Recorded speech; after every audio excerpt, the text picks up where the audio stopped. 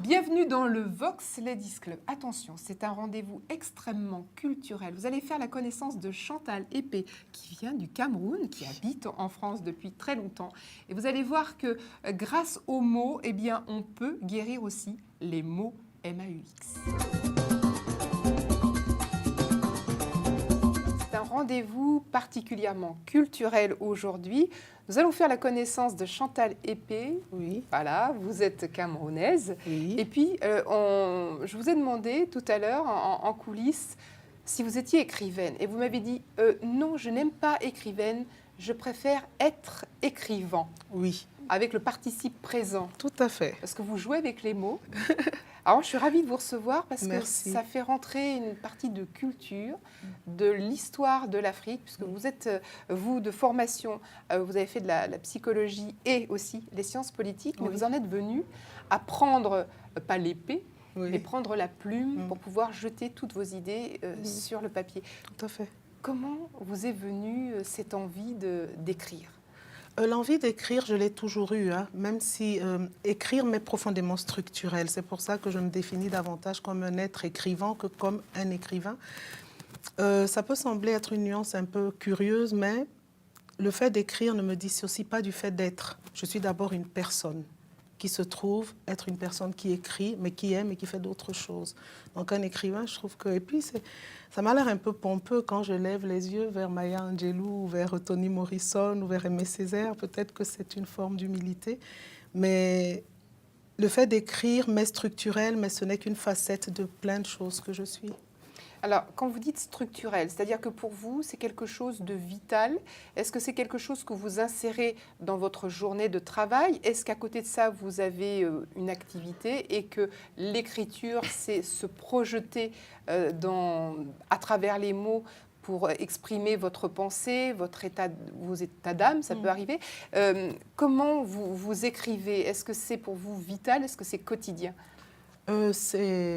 J'écris comme je respire, en fait. Mais j'ai une activité à côté. Je suis consultante en relations publiques et images. Je suis responsable d'une association aussi. On va en parler. Voilà. On parlera tout à l'heure de votre association. J'écris tout le temps. J'écris même sans écrire. J'écris dans ma tête. Les mots et moi, nous avons une relation musicale. J'entends la musique des mots. Et après, je les écris. Après, ça va sembler bizarre, comme on a une relation. Non, mais c'est très intéressant. Quand vous parlez de musique, des mots, alors, admettons que vous soyez à n'importe quel endroit de la journée ou la nuit, peut-être. Il y a des personnes qui pensent aussi la nuit. Moi, j'ai reçu une jeune femme qui est musicienne et qui est chanteuse et qui, parfois, la nuit, rêvait de textes, de musique. Il fallait qu'elle se lève pour écrire le texte. Est-ce que pour vous, ça fonctionne de la même façon? Non, non. Non, c'est ça. Je ne me souviens pas m'être spécialement... Ça a dû arriver peut-être, hein, mais je n'ai pas... Sur le conseil d'une amie, je me suis dit, je vais mettre un carnet à la tête du lit. Je me réveille rarement pour écrire, sauf si je suis dans une phase de créativité particulière ou sur un roman et je ne veux pas perdre une idée. Mais les mots, en fait, parfois, par exemple des poèmes, il peut y avoir une phrase qui arrive dans ma tête comme... un leitmotiv un peu. Juste une phrase que j'entends et qui me fait penser au sax de Coltrane. Et je me dis, ah, il y a un truc. Et après, c'est une porte ouverte. Parfois, ça peut être une image. Parfois, ça peut être une situation. Donc, je n'ai pas... C'est tellement en adéquation avec la personne que je suis. C'est peut-être pour ça que mes livres, le mot âme revient, parce que ce sont des vérités que je porte, même si je ne parle pas nécessairement de moi, parce que je suis étrangement, profondément pudique. Ah oui, alors, vous livrez dans l'écriture, vous faites vous êtes... fabriquer des poèmes, vous les cousez vous-même. Là où vous êtes venu avec 2 ouvrages qui sont des recueils de poèmes, vous écrivez aussi des romans. Oui, je suis... enfin, ils ne sont pas encore publiés. Je dois en avoir 4 en chantier, c'est pour dire combien c'est pour dire combien je suis organisée, parce que normalement on devrait finir. Mais parfois on est tellement prolixe. J'en ai un que je pensais avoir terminé, j'avais mis le point final. Et finalement, je me suis dit, il y a quelque chose qui ne marche pas dedans. Non, il faudra en faire 5 là-dedans parce que l'excès de générosité a fait qu'il y avait trop de personnages et de détails, donc il faut retravailler. Mais il y en a plusieurs qui sont en chantier. Un finira par... Il y en a un, je pense que ça devrait arriver quand même dans pas trop longtemps. Oui, donc là, vous avez en prévision de sortir un roman, mais là, on est sur les recueils de poèmes. Sur les recueils de donc poèmes. Le poème, on a compris que c'était quelque chose qui était en vous, ces mots coulent dans vos veines. Pardon. Avant de revenir sur ces poèmes, et on va avoir la chance de pouvoir vous découvrir à travers ces poèmes avec la lecture, parce que c'est vrai que vous parliez de musicalité, de la musique, des mots. Je pense qu'un poème, c'est pas simplement qu'il soit dans le livre, c'est à travers la musicalité, l'oralité.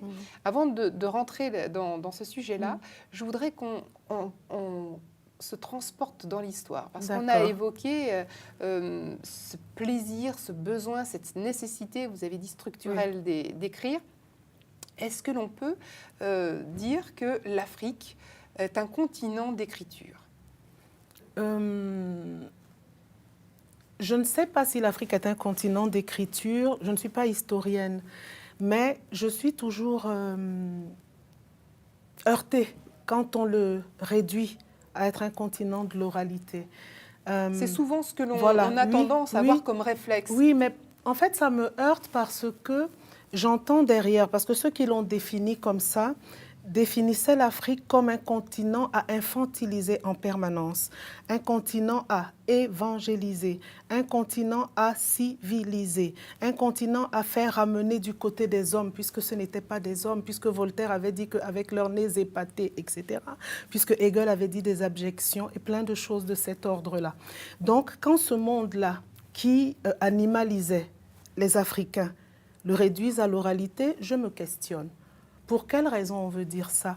Et je n'ai pas trouvé de preuve que l'Afrique écrivait. Il y en a certainement qui ont trouvé, mais je n'ai pas la compétence pour le dire. Cependant, je sais qu'il existe la charte du Mandé, ou de Kurugan-Fuga, pardon si je prononce mal, qui date du XIIe siècle, du temps du roi Sundiata Keita, qui organisait la société. Pour autant que je sache, c'est la plus ancienne constitution qui existe. Alors je me dis, si on a fait une constitution au XIIe siècle, c'est antécolonial, on n'a pas attendu. On est bien d'accord que le XIIe siècle, on revient très très longtemps en arrière. On n'a pas attendu le viol occidental, parce que quand on dit colonisation, c'est un peu euphémisé. Le viol occidental, le viol des croyances, le viol des cultures, le viol des pensées, le viol des systèmes sociaux pour s'organiser. Et la charte du Mandé parlait du respect de la vie humaine, du respect de la chose de l'autre, etc. Et s'il y a eu quelque chose qui a laissé cette trace-là, ça m'étonnerait qu'il n'y en ait pas eu d'autres. Avec tous les rapts que l'Afrique subsaharienne a subis, c'est juste une hypothèse que je fais. Je ne pense pas qu'on est juste... on n'a peut-être pas su transmettre. Mais c'est vrai que l'oralité est importante cependant. Oui. Mais l'oralité est importante puisque c'est à travers le fait de parler, de lire même. Et le poème, je refais une petite aparté sur le poème. Le poème, est-ce que le poème a un sens s'il est simplement lu dans la tête? Vous savez, quand on lit son roman... on ne va pas lire à haute voix, on est d'accord. Mais est-ce que le poème peut être lu de la même manière qu'un roman? Est-ce que le poème n'a pas besoin d'être lu à haute voix pour qu'il soit entendu? On en revient à l'oralité dans ces cas-là. En le lisant à haute voix, on en entend certainement la musique. Et il est rythmé aussi d'une certaine manière. C'est pour ça que la poésie et le slam sont assez proches. Il y a une musique. Moi, quand j'écris, parfois, je peux m'arrêter sur une phrase parce que je me dis, il y a une fausse note. Je ne suis pas musicienne, mais... Et après, il suffit parfois d'une syllabe et je dis, ah, ça coule. Donc, pour la poésie, probablement, moi, j'ai besoin d'entendre. J'aime entendre les poètes, j'aime les entendre. Mais mon premier coup de cœur poétique, à part quand j'étais en primaire où j'avais lu Le Loup et l'Agneau et j'étais bouleversée par ce texte, c'était Alfred de Musset. Je ne le lisais pas à haute voix. Je le lisais à l'intérieur. J'avais l'impression qu'il me parlait. Et puis je tombais amoureuse des vers de Paul Éluard aussi, qui sont d'une beauté, qui parlent d'amour, etc. Je n'avais pas besoin de les lire à haute voix. Peut-être parce que ça parlait de l'intime et j'avais besoin qu'il me chuchote ces mots-là. Donc, ça dépend probablement. Quand le poème est un peu plus, c'est celui de Césaire, j'ai envie de le lire, j'ai envie de le dire. Ça dépend probablement de l'intention du poème. Alors, on sent qu'à travers tout ce que vous êtes en train de nous narrer, de nous expliquer, il y a vraiment cette influence, l'influence des grands poètes, des grands écrivains. On revient sur notre trace à travers l'histoire. Et je vais vous proposer de suivre un petit sujet sur les chasseurs mandingues. Oh, avec plaisir. Qui sont des pourvoyeurs de mots.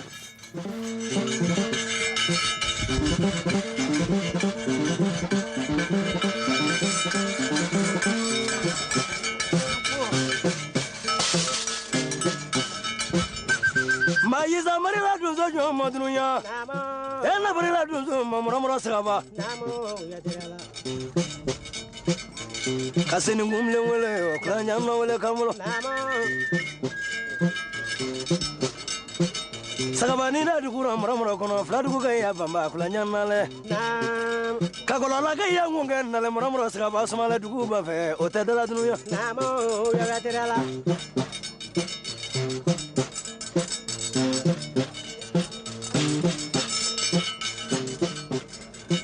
Ke cheu ma ba cheu do yale namo da luti mo ibane yisa nam ko galanga chiwa ko do yale yisa namo ngai ba ma ku vi ngolo ba ma dinangulo ne kan yisa wala. Ça, c'est vraiment la richesse de l'histoire. Est-ce qu'on peut en savoir plus sur la richesse culturelle des écrivains en Afrique? Est-ce que pour vous, vous avez fait référence à des écrivains, des poètes français? On dit que oui, c'est la langue de Molière, etc. Est-ce qu'il y a vraiment des poètes, des écrivains d'origine africaine, africains, qui sont pour vous des références prioritaires avant tout? Prioritaire, je ne sais pas, mais tout près de moi, il y a Léonora Miano, dont la force de l'écriture n'a de cesse de me bouleverser, d'autant que je la connais. Je l'ai connue enfant. Et de voir la force de ce qu'elle écrit, c'est quelqu'un que je recommande grandement, surtout qu'elle est en train de bâtir une œuvre qui fait sens. C'est une œuvre qui exhume l'histoire du peuple noir qui s'est arrêté au fond du fleuve, au fond de la mer. Et c'est important qu'elle sorte, c'est important qu'on se retrouve soi-même, c'est important que le lien avec les fils déportés se refasse. Donc elle fait un travail qui vaut vraiment la peine. Elle a une langue qui est d'une beauté parfois intimidante, mais c'est une très belle personne.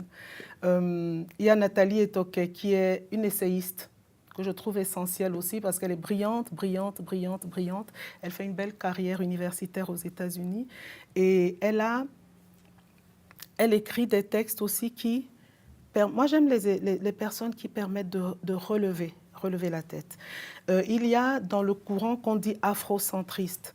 Les gens, quand on dit afrocentriste, tout de suite, ils se cabrent parce qu'ils se disent quoi? Ils veulent se centrer sur eux-mêmes. Mais peu importe, au milieu de ces personnes-là, il y a des personnes comme Théophile Obenga qui osent dire des choses qui secouent les cocotiers, mais qui nous permettent de nous relever, qui nous rappellent la dignité. Je me souviens, il a dit une fois qu'il est temps pour les auteurs, les cinéastes et les autres d'inventer le monde autrement, qu'on arrête de raconter toujours, qu'on arrête d'avoir la même figure du noir dans les films, etc. Il faut inventer demain. Évidemment, il y a Césaire, il y a Fanon, il y a tellement de gens. Il y a Toni Morrison que je regarde et puis je me dis, mais comment elle fait pour dire en 2 mots quelque chose que je dirais dans un paragraphe? Il y a tellement de gens. Il y a Mongo Betty qui est quelqu'un qui nous a appris à dire non. Qui nous a rappelé qu'on avait violé notre conscience, qu'il y avait un monsieur qu'on appelait Ruben Unmyobe au Cameroun qui était un résistant et on a voulu en faire un maquisard, on a voulu en faire un terroriste alors qu'il voulait l'indépendance du Cameroun. Et Mongo Betty a combattu ce viol de la mémoire. Il y en a tellement. Donc là, vous, ce sont des sources d'inspiration, peut-être pour écrire vos poèmes, mais il y a quelque chose à travers tout ce que vous êtes en train de prononcer. Il y a cette envie de sortir, et on l'a dit dans la préparation de l'émission, de la vassalité. Absolument. Est-ce que c'est réellement votre cheval de bataille? Oh oui. Alors, on peut décortiquer ça au plus profond, revenir dans l'histoire et se dire comment on en est arrivé là, comment l'homme africain, la femme africaine, on est toujours à se sentir asservi finalement. Est-ce que c'est uniquement à cause de l'économie ou est-ce que c'est beaucoup plus ancré en profondeur? Je pense que c'est profondément systémique. Mais aussi longtemps que l'Africain, le subsaharien en particulier, se définira dans le regard de l'autre, il se laissera créer par le regard de l'autre, il ne sera pas libre, puisqu'il aura pour projet de devenir ce que l'autre veut qu'il soit. Donc il ne s'appartiendra jamais. Alors, quand vous dites l'autre, l'autre, c'est l'occidental en L'occidental. particulier. Mais même, ça pourrait même être le chinois aujourd'hui, peu importe. Hein. C'est-à-dire qu'il faudrait qu'il ait une fierté de lui-même en tant qu'être humain. Et parce qu'il a été dépossédé de son humanité, on l'a appelé esclave. Ce n'était pas un esclave, c'est un homme qu'on a réduit à un statut d'esclave, mais ce n'était pas un esclave. On a oublié que c'était une personne. On en a fait un statut. Comment voulez-vous, quand vous avez ça en face, comment voulez-vous vous construire? Moi, je me souviens que j'ai été un être humain jusqu'à peu près l'âge de 12 ans. Ah, vous avez été un être humain? Oui, jusqu'à peu près l'âge de 12 ans. Et qu'est-ce que vous appelez être humain? Alors, je vous laisse venir, mais c'est surprenant. Ce que vous Oui, allez me dire, oui, je me dis, oh là là, elle va me sortir un lapin du chapeau. Non, j'ai été un être humain, simplement un être humain, un muntu, comme on dit chez les Bantous, un moto, comme on dit chez moi. Et puis, mon père a fait le projet de nous amener, ma sœur et moi, en France en vacances. Et dans mon passeport, j'ai vu qu'il était interdit que nous allions en Afrique du Sud et en Rhodésie à l'époque. C'est le Zimbabwe d'aujourd'hui, je pense. Et je dis à mes parents, à ma mère, mais pourquoi on ne va pas en Afrique du Sud? Ils m'expliquent à cause de l'apartheid. Et je dis, c'est quoi l'apartheid? Et je découvre qu'on pouvait être déclassé de l'humanité parce qu'on était noir. Et donc, je suis passée d'être humain à noir. Là, vous avez découvert que...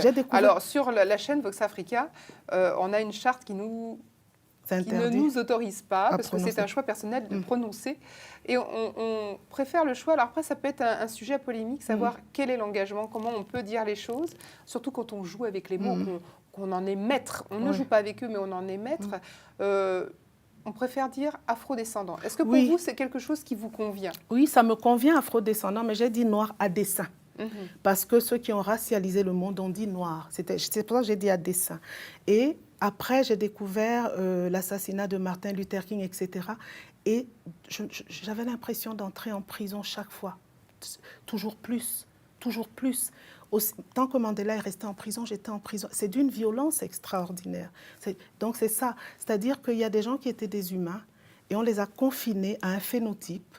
On a décidé que ce marron était noir et le noir était le synonyme du pire, du diable, etc. Et on a projeté tout ça. Et après, des gens qui se sont construits dans un monde défini par celui qui les a mis qui les a classifiés, qui les a classifiés, ça. absolument, et qui les a mis au bas de l'échelle de ce qui s'apparentait à l'humanité, parce que je n'étais même pas sûre qu'ils en étaient sous les cales des bateaux. Quand on est descendant de ça, ou quand on regarde, depuis la petite fille africaine que j'étais, qui regardait ça, c'était tellement douloureux. J'ai grandi avec un trou, là j'ai écrit un poème qui s'appelle Hall, un trou, ce sont les gens des Antilles. Ce sont les gens de l'Amérique noire. Et d'ailleurs, j'ai l'impression qu'on m'a arraché quelque chose. Et ça ne guérit pas. C'est là, je porte ça, cette blessure. Donc c'est pour ça que je dis que pour revenir à la question que vous posiez au début, c'était cette vassalité-là. Parfois, on n'en est même pas conscient parce que c'est comme une chape de plomb.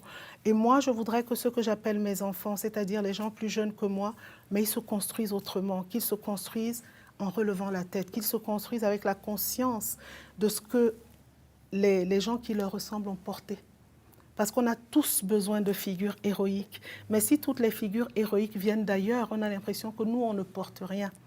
Et Aimé Césaire disait qu'il n'est pas vrai que nous n'avons rien apporté au monde. Si l'Afrique est source de l'humanité, comment peut-on dire ça? Comment avons-nous pu nous laisser asservir par de tels mensonges. Il a fallu un sacré rouleau compresseur et ça continue. Alors, quand vous dites ça continue, ça se manifeste comment?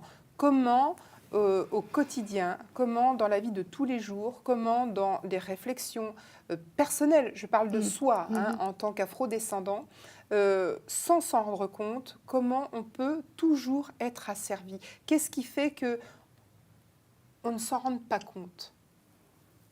Dans des réflexes naturels. Quels sont ces exemples-là pour se dire, tiens, effectivement, ça, je n'avais pas pensé à ça, mais je suis toujours dans un système féodal? Je vais donner un exemple. J'ai donné une interview il y a 15 jours, je pense, et je faisais l'éloge de nos nez. Et j'ai dit nez épaté. Qui c'est qui a défini nos nez comme étant épatés? Pourquoi j'ai pris ce terme-là? Pourquoi nos nez seraient épatés? Il y a tellement de choses, on ne se rend pas compte. Pourtant, c'était une très belle intention, vous voyez? Donc, il y a des choses comme ça qui sont entrées dans notre langage.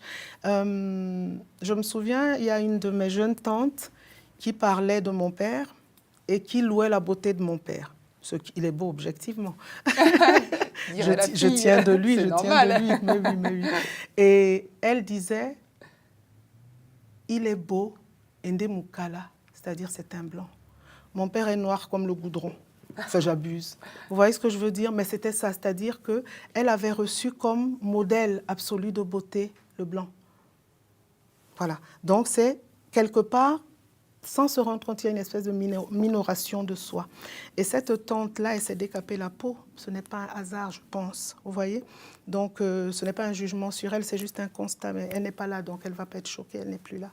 Et je n'ai pas cité son nom. Mais c'est pour dire qu'il y a des choses comme ça qu'on porte en soi. Je me souviens, quand j'étais étudiante, j'ai dû lutter moi-même contre le fait d'accepter que des camarades me disent que toi, tu n'es pas comme les autres. Pas comme les autres en tant Les autres qu'afro-descendante. Voilà, exactement. Alors, ça, c'est quelque chose que...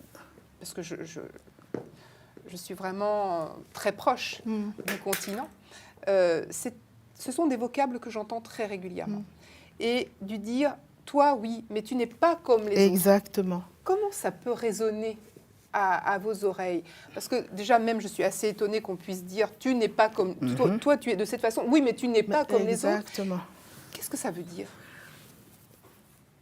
C'est quoi la réalité, la vérité cachée derrière ça? Qu'est-ce que ça veut dire d'après vous? Ça veut dire que pour être validé, il faut être comme nous, il faut nous ressembler, il faut rejeter ce que vous êtes le plus possible. C'est d'une violence extraordinaire. C'est-à-dire qu'on peut appeler ça une sorte de racisme légèrement voilé? Parce que ça n'a pas volonté au départ finalement à heurter, puisque au contraire, on a envie de valoriser la personne, mais finalement, cette façon de parler est heurtante et blessante. Elle est blessante, c'est même un mépris masqué, parce que ça veut dire que tous ceux qui te ressemblent ne sont pas acceptables, mais toi, tu as su t'extirper de ça et tu nous rejoins. Il y a une émission qui est passée, je pense, sur Arte il y a quelques... Je ne sais pas si j'ai le droit. Pardonnez-moi. C'est même pas la concurrence. Sur une chaîne de télévision française, pardon, et qui parlait d'une jeune femme qui s'était découverte noire. Elle avait été élevée par un papa blanc et une maman noire qui était en fait ses oncles et tantes. Et elle était de la très haute société française, mais ça lui est quand même revenu en miroir. Et c'était toujours, tu n'es pas comme les autres. Mais ça, c'est typique à la France. Hein. Je ne sais pas dans les autres pays, c'est ici que je vis. Et c'est quelque chose, en fait, quand j'en parlais, c'était pour dire que à un moment, quand j'étais un peu post-adolescente, quand on a un besoin d'être accepté ou de faire partie d'un groupe, on se dit « Ah, mais ça va ». Et puis après, j'ai dit « Non, je refuse qu'on me dise ça ». Alors je disais « Mais qu'est-ce que tu veux dire par là ?» Et à ce moment-là, la personne se rend compte, parce que ce n'est pas forcément méchant, elle se rend compte et on peut peut-être entrer en dialogue. Mais je ne veux pas que les enfants subissent ça. Surtout quand on entend des personnes ici qui leur disent que la France est un pays blanc.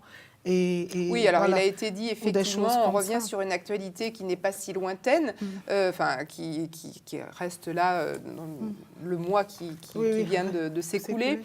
On va le dire au sujet d'une politicienne française, on va le dire, Nadine Morano, qui a donc repris des termes alors, de ce d'un homme qui n'est pas forcément très bien perçu par les Africains. Elle a répété ces mots qui venaient, donc dont elle donnait la paternité à Charles de Gaulle. Alors moi, je voudrais que vous reveniez sur ces quelques propos. Comment vous ressentez ça? Alors on va le redire, que le pays, donc la France, est un pays de race blanche. Chrétien ou catholique? Voilà, catholique et de race blanche. Comment ressentez-vous ce genre de réaction? Est-ce que pour vous, on peut en parler comme ça? Est-ce que le mot race est quelque chose à dire ou pas dire? Est-ce qu'on doit le renier de votre vocabulaire? Est-ce que vous utilisez le mot race quand vous écrivez vos romans et vos poésies? Non, je ne l'utilise pas, ou j'apprends à ne pas l'utiliser parce que quand on l'a utilisé avant, parce que, etc. Mais il n'est qu'une race, c'est la race humaine. Et il serait peut-être temps qu'on s'en rende compte. Race humaine, race canine, race chevaline. Donc, je peux faire une boutade. Allez-y. Alors, l'émission est à vous. Vous pouvez jouer de tous les mots qui... Donc, je dis à... Je ne citerai personne. Aux gens qui pensent que nous ne sommes pas de la même race, puisque moi, je suis de la race humaine, je leur propose de rejoindre la race chevaline ou une autre, parce que moi, je reste dans la race humaine. C'est eux qui voient. Alors, comme on va jouer sur les mots, et c'est important, puisque c'est ça qui fait la force de chacun, je vous propose de regarder quelques images, justement, de l'extrait de Nadine Morano. Comme ça, on sait de quoi il est question, de quoi il en retourne. Pour qu'il y ait une cohésion nationale, il faut garder un équilibre dans le pays, c'est-à-dire aussi sa majorité culturelle. Nous sommes un pays judéo-chrétien, le général de Gaulle le disait, de race blanche, qui accueille des personnes étrangères, qui accueille des... j'ai pas envie que ça soit momentanément, vous voyez, moi. J'ai envie que la France reste la France. Et ça sera comme ça, moi, j'ai pas envie que la France devienne musulmane, vous voyez. Eh bien, c'est bien dommage. Non. C'est bien dommage. Donc, je le disais juste avant qu'on lance le sujet sur Nadine Morano et les fameux propos dont c'est pas elle qui les disait finalement. Elle reprenait les propos de Charles de Gaulle. Et alors moi, j'aimerais avoir votre avis sur ce qu'on appelle le grand homme, puisque c'est la grande référence politique française. Tout le monde se réclame de Gaulle. On est tous gaullistes. C'est souvent ce que les hommes politiques, en tout cas certains hommes politiques, voilà. Et moi, j'aimerais connaître votre réaction. Comment vous voyez ce personnage? Je vais être un peu iconoclaste, je pense. Vous pouvez. Déjà, je reviens quand j'étais petite. Je me suis toujours demandé pourquoi on chantait les louanges d'un monsieur qui n'était pas sur le front de la guerre. C'est très personnel. Je me disais pourquoi le général de Gaulle et pas le général Leclerc, puisqu'on me disait que le général Leclerc, lui, il avait été au combat. Donc, je ne comprenais pas trop. On m'a dit qu'il a fait de la résistance depuis l'Angleterre. Bon, il y avait un... On est bien conscient, là, à l'instant où on parle, que la plupart du temps, et c'est ça qui est quand même extraordinaire, c'est la différence entre l'éducation faite en France, dans les murs des écoles. C'est souvent, Charles de Gaulle, c'est notre père à tous. On est d'accord que c'est lui qui a fait la Cinquième République. On se doit de répondre à ce grand homme qui a libéré la France de l'occupation allemande. C'est comme ça qu'on nous le présente à l'école. Et finalement, quand on y réfléchit bien, et quand on est français, caucasien, enfin bref, on n'a que cet écho-là. Comment se fait-il que nous n'ayons pas l'écho que les Africains ont de Charles de Gaulle?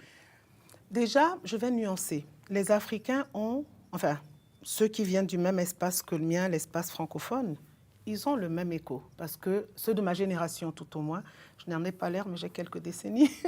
Oh, vous rassurez-vous, moi aussi. Et nos livres d'histoire étaient faits chez Atier ici, c'était les mêmes programmes. Donc, nous étions sous le rouleau compresseur de la colonisation mentale, pareil. Il y a une avenue chez moi qui s'appelle avenue de Gaulle. Voilà. Mais les Africains ont un regard qui se nuance au fur et à mesure que les écailles tombent de nos yeux. Parce que nous réalisons que les gens qui se sont battus pour que leur pays soit libre ont été assassinés, ont été diabolisés, ont été ostracisés, etc. Lumumba, Ruben Umniobé et quelques autres. nous savons que le général de Gaulle, qui est une figure tutélaire ici, et qui a certainement des qualités, hein, et qui est grand au moins par la taille. Oui. Le général de Gaulle, qui donc se battait contre une occupation, n'avait aucun scrupule à occuper ailleurs. Et s'il a, parce qu'on dit il a accordé l'indépendance, qu'est-ce que je ne supporte pas ça, parce qu'une indépendance qui s'accorde n'est pas réelle, puisqu'elle peut se retirer. Et s'il a accordé l'indépendance aux Africains, c'est parce qu'il était terrorisé à l'idée qui terrorise Nadine Morano aujourd'hui, qu'un jour il y ait tellement d'Arabes et de Noirs, il l'aurait dit, qu'il y en ait tellement qu'un jour ces gens-là soient à la tête du pays. C'était ça sa terreur. Ça n'avait rien à voir avec le fait que des peuples pouvaient légitimement aspirer à la liberté. Ça n'avait rien à voir avec le fait que des personnes avaient été prises de ces peuples-là pour libérer la France. Et après, on leur disait, retournez sous le joug. Donc, je ne peux pas avoir une admiration pour quelqu'un qui méprisait autant les miens. Je ne peux pas. J'ai lu récemment un texte, si j'avais su qu'on parlerait de ça, je vous l'aurais apporté. C'était les mémoires de son monsieur Afrique de l'époque, Focard, il me semble. Et le général aurait dit qu'il ne voulait plus voir de nègres à l'Élysée pendant 2 mois. Il n'en peut plus de nègres et ça fait très mauvais pour la France. Vous savez de qui il parlait? Les présidents africains. On ne peut pas voir autant de nègres à l'Élysée. Donc, souffrez que je n'ai pas d'admiration pour ce monsieur. Oui, tout à fait. Et c'est là où j'appuie et je pose le doigt, c'est que c'est vraiment l'éducation qu'on a à l'école, de ce qui reste de tout ce que l'on a pu apprendre, c'est de sacraliser un personnage qui finalement ne pouvait n'avoir que du mépris pour les Africains. Et c'est des choses qu'on nous a cachées en tant que Français, vraiment très blancs. Et ça, c'est des choses qu'on ne sait pas. Et c'est important de le signaler parce qu'il y a énormément de gens qui passent à côté de ça et qu'on ne se rende pas compte qu'effectivement, on a bien enseigné de certaines façons. Et on en revient sur l'enseignement et le côté où on parlait tout à l'heure de la vassalité. Ça passe à travers ça, la colonisation. C'est un système de propagande. Un système de propagande. Et je lui dis, bah oui, mais depuis que l'Afrique est libre, il n'y a plus de colonies en Afrique. Vous m'avez dit non. Il y a toujours. Et la colonisation n'est plus là, mais elle est toujours. Elle est là. Elle est là. Elle est dans la tête, mais elle est aussi économique. Elle est largement économique. Il suffit de penser au système du CFA qui est un racket d'une... S'il n'y avait plus de CFA, moi, je ne suis pas sûre que la France, elle ferait ça quand elle se tiendra en Afrique. Il faudrait peut-être que les Français dits de souche qui nous mettent sur des strapontins identitaires et qui nous disent que nos nationalités françaises sont des nationalités élastiques et puis on peut nous l'enlever, etc. Et qui disent à nos enfants qu'ils ne sont pas tout à fait d'ici, qu'ils les violentent sans cesse. Il faudrait peut-être leur dire que si l'Afrique arrêtait de nourrir la France, elle ferait moins le malin. Moi, je dis, elle emprunterait de l'argent à la Grèce, la Grèce actuelle. J'aime beaucoup votre façon d'égratigner. Alors, on va justement... on parle aussi politique, parce qu'on sent que c'est votre fibre, et on parle politique et on lira des poèmes tout à l'heure. Oui. Je vous propose de regarder ce qui va vous faire réagir. Le fameux discours de Dakar, et vous allez voir exactement de quoi il est question. Le drame de l'Afrique, c'est que l'homme africain n'est pas assez entré dans l'histoire. Le paysan africain, qui depuis des millénaires vit avec les saisons, dont l'idéal de vie est d'être en harmonie avec la nature, ne connaît que l'éternel recommencement du temps, rythmé par la répétition sans fin des mêmes gestes et des mêmes paroles. Dans cet imaginaire où tout recommence toujours, il n'y a de place ni pour l'aventure humaine, ni pour l'idée de progrès.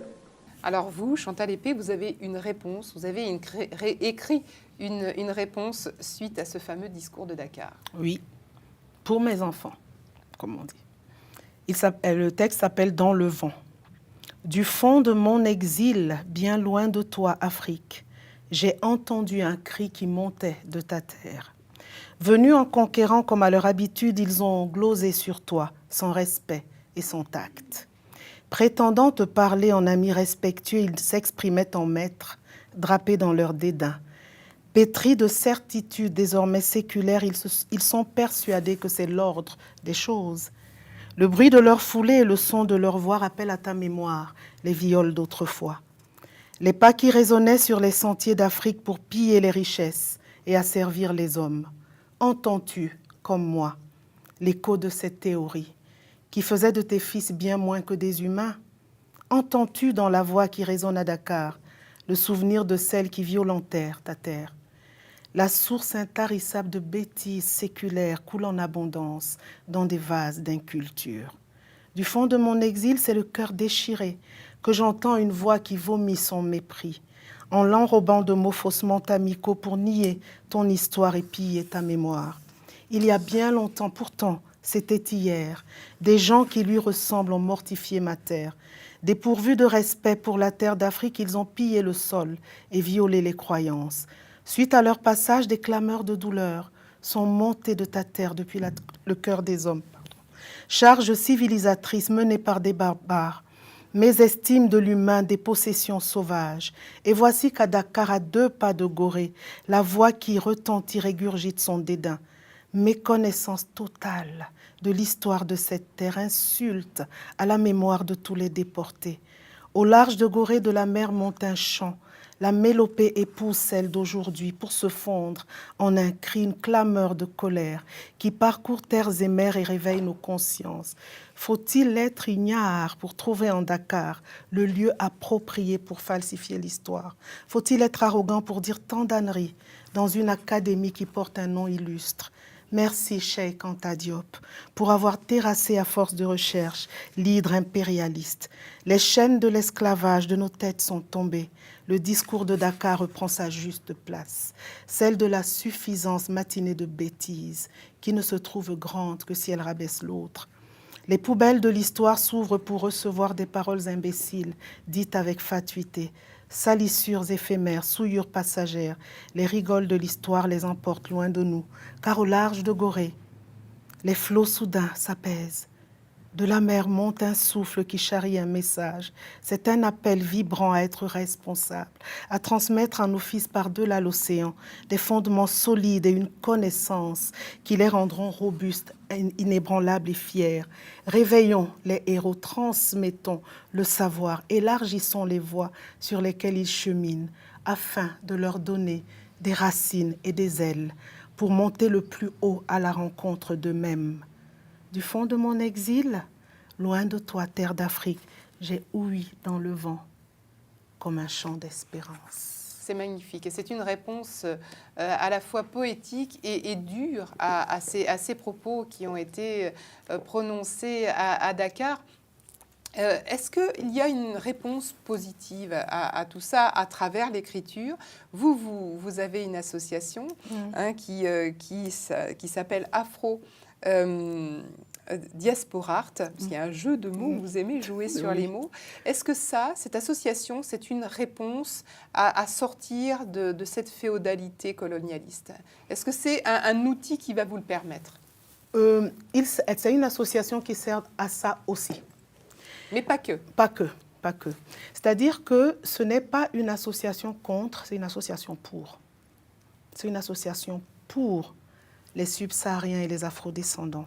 C'est une association pour que nous connaissions l'histoire que nous portons, que nous découvrions la beauté et la valeur de ce que nous disons, que nous entendions les vouloir dire qui viennent de nous et que nous puissions aussi nous enrichir de ça. Et quand nous serons fortifiés comme ça, on peut enrichir l'universel aussi. Moi, j'ai vu, il y a quelque temps, on a décidé de faire une cérémonie pour emmener Aimé Césaire au Panthéon. est-ce qu'on lit Aimé Césaire dans les écoles? Il me semble que c'est... C'est au programme, hein. Il y a c'est au ça, programme. oui, Ah, ça commence, ah il oui. commence à y avoir des ouvertures d'esprit. Encore Pour heureux. justement, oui, Oui. assez tard, c'est-à-dire Assez- au niveau du lycée, on Oui. commence à Parce- lire Aimé Césaire. Parce que M. Bayrou, quand il était ministre de l'Éducation nationale, avait enlevé du programme. Donc je ne savais pas que c'était revenu. Mais combien de personnes connaissent Aimé Césaire aujourd'hui? Ça ne suffit pas de mettre quelqu'un au Panthéon. Si son but était d'aller au Panthéon, il se serait fait momifier. Hein. Oui. Il a écrit, il a dit, il a prononcé un discours sur le colonialisme qui est d'une force. Tout le monde devrait le lire parce qu'il est libérateur pour tout humain. C'est ça que j'ai envie de dire. J'ai envie de parler de Frantz Fanon. J'ai envie que nos enfants, parce qu'eux, ils sont ma sainte obsession, qu'ils se construisent forts, qu'ils se construisent solides, qu'ils entendent des paroles bienveillantes dites par ceux qui leur ressemblent et qu'ils sachent aussi que nous avons... Je dis souvent que le talent habite chez nous, il part seulement se promener. Nous sommes très créatifs parce qu'être toujours debout dans ce monde racialisé, c'est difficile. Oui, il y a une nécessité plus que de la fierté. C'est de se montrer en tant que individu à part entière et surtout avec la vocation d'être devant. Est-ce qu'on peut le dire comme ça aussi? Montrer aussi. Se montrer comme individu à part entière, je ne dirais pas ça parce qu'on est déjà des individus à part entière en soi. C'est d'avoir conscience de tout ce qu'on porte comme potentiel et comme richesse et que tous les possibles nous sont ouverts. C'est d'être... J'ai utilisé l'expression de strapontin identitaire la dernière fois, tout à l'heure, pardon. Quand vous montez dans le métro, vous êtes assis sur un strapontin parce que vous avez un petit peu mal au dos. Dès qu'il y a eu de l'affluence, vous êtes obligé de vous lever. Mais c'est ça l'identité des gens qui viennent d'ailleurs ici, si on entend le discours descendant. Dès le moment où on entend que ça se crispe un peu, les sondages, c'est les sondages qui gouvernent. Hein. C'est les sondages et les réseaux sociaux qui gouvernent la France aujourd'hui. Ça tweete beaucoup. Voilà, ça tweete. On a l'impression que tout se fait par tweet. C'est surtout, non seulement tout se fait par tweet, mais les gens... Moi, en fait, quand je faisais des études de sciences politiques, je pensais, en fait, c'est ce qu'on nous disait, qu'il y a des gens qui gouvernent et qui donnent une direction. Aujourd'hui, c'est monsieur tout le monde qui donne une direction. S'il a décidé qu'un réfugié syrien qui fuit la guerre et qui veut sauver sa peau et sa famille est un migrant, tout le monde dans les médias dit migrant et ça choque personne. Mais qu'est-ce que ça veut dire, ça? Donc, ça veut dire qu'on désigne à la haine et à la vindicte des gens qui sont en danger et des gens qui sont en danger, par exemple les réfugiés libyens, qui c'est qui a attaqué leur pays? Ils sont partis de chez eux, pourquoi? Oui, on se pose effectivement toutes ces questions. Est-ce que pour vous, au-delà de la poésie que vous faites naître, est-ce qu'il y a vraiment aussi le besoin de mettre en lumière toutes ces choses-là qui nous ponctuent, que les médias, alors je dis souvent que les médias c'est important, on a besoin de diffuser des informations. Est-ce qu'on n'est pas en train de diffuser de fausses informations, un peu comme un miroir aux alouettes? On essaye d'agiter quelque chose, mais finalement pour cacher une autre réalité. Est-ce que vous avez des réponses à ça à travers vos mots? Je ne sais pas si j'ai su les dire, peut-être, j'espère l'avoir dit au moins en filigrane. En dépit de mes cheveux blancs, j'écoute du rap quelquefois.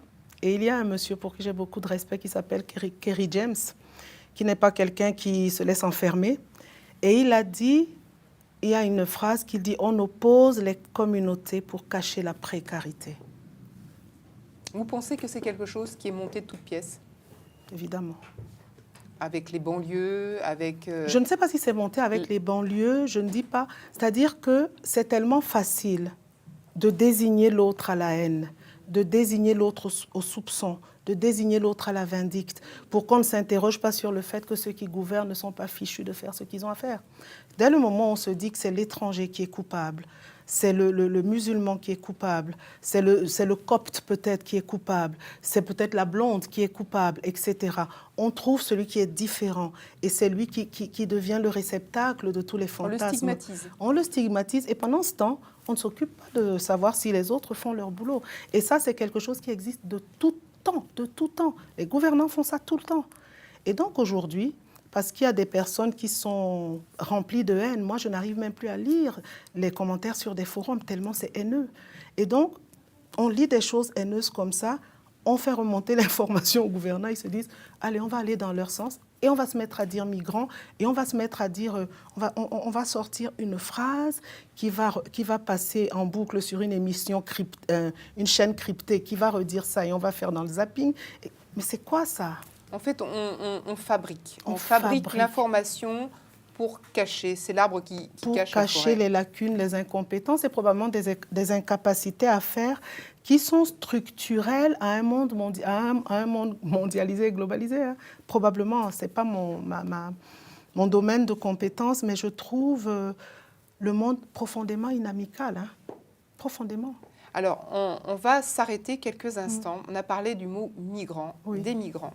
Il a été fait un sujet, un très beau documentaire de quelqu'un qui travaille sur Paris, qui est le directeur de la chaîne à Paris, Vox Africa.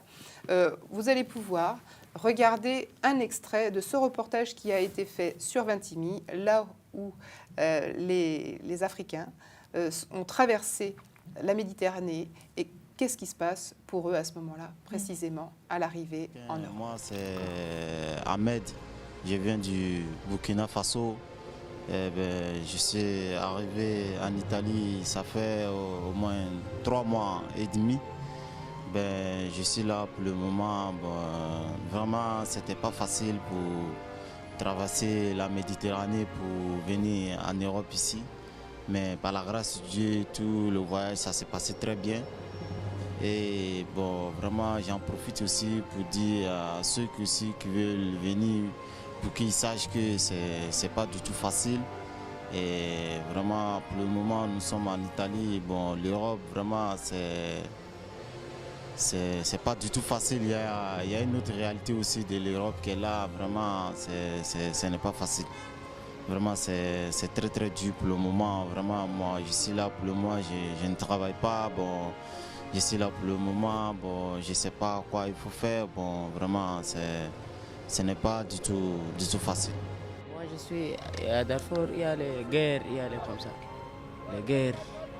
Mais moi, je suis un réfugié de la frontière, Soudan, à Tchad, là-bas. Mais on part à Libye, on part à Italie. Mais maintenant, les Français ouvrent les routes. Rester ici. Oui, ici, trop chaud. Dormir à l'arachide. Mais c'est trop difficile, mon frère. Voilà la réalité des migrants, de ce qu'on appelle les migrants. C'est peut-être pas forcément le mot que vous aimez qu'on emploie à ce sujet-là. Mais voilà, tous ces hommes ces hommes et ces femmes, ces enfants qui traversent la Méditerranée pour échouer finalement sur le continent et peut-être se retrouver désœuvrés. C'est compliqué parce que c'est un combat au quotidien. Pour vous, vous réagissez comment par rapport à ça? Dans ce cas-là, ce sont des migrants probablement. Si ce sont des questions économiques, je ne suis pas en train de... Non, là, je parlais des gens qui fuient une guerre. Qui fuient la guerre, oui. Et que des journalistes formés appellent migrants. Ce n'est pas acceptable. Mais c'est en train d'entrer. Oui, oui. C'est en train d'entrer. Insidieusement, ça entre et c'est dangereux. Donc ça, c'est important de lutter avec les mots et d'essayer de secouer, vous l'avez dit en début de rendez-vous, de secouer le cocotier, et que c'est important qu'on emploie les vrais mots, qu'on dise les vérités. Alors malheureusement, ce n'est pas toujours facile, parce que difficile de se faire entendre quand on sait qu'il y a plein d'informations, qu'on est noyé d'informations. Finalement, on sait qu'on nous mésinforme. On n'est pas forcément bien au fait de ce qui est réel. Et parfois... dans le rendez-vous, il y a la poésie, on revient là-dessus. Il y a la réalité de ces personnes qui arrivent en Afrique, et puis il y a ceux qui sont ici, comme vous, qui avez la nostalgie de la terre. Et vous avez écrit un très joli poème à ce sujet. Je le trouve tellement beau et tellement... on a envie on sent en vous toute la volonté d'encenser la terre qui vous a vu naître. Alors, je voudrais qu'on vous entende à nouveau. D'accord, merci. C'est un texte qui s'appelle « Mon pays m'appelle », c'est bien celui-là. Hein. J'ai le désir d'entendre, tandis que l'aube éclot, les accents du Cameroun, le chant de nos parlers. Je veux huir la musique de la langue douala dont je découvre sans cesse la somptuosité. Je veux que l'on s'exclame dans l'idiome pidgin tandis que s'exhaleront des odeurs de maïs et celles des plantains que l'on fera griller sur un coin de trottoir de la ville de Douala, acheter des soya, entendre le chuchotis de la graisse qui s'écoule et fait chanter les flammes.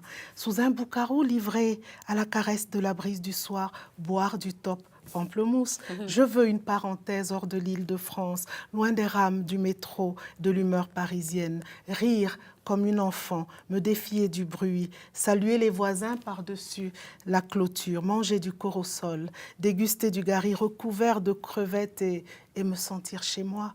La terre qui me convoque à un chant dans la voix, dans lequel je discerne que je lui manque aussi. Emmenez-moi chez moi, à l'Anembamboa, kidnappe-moi un instant pour me rendre à moi, à l'Anembamboa. Je trouve ça magnifique. Merci ça beaucoup. Je suis presque émue.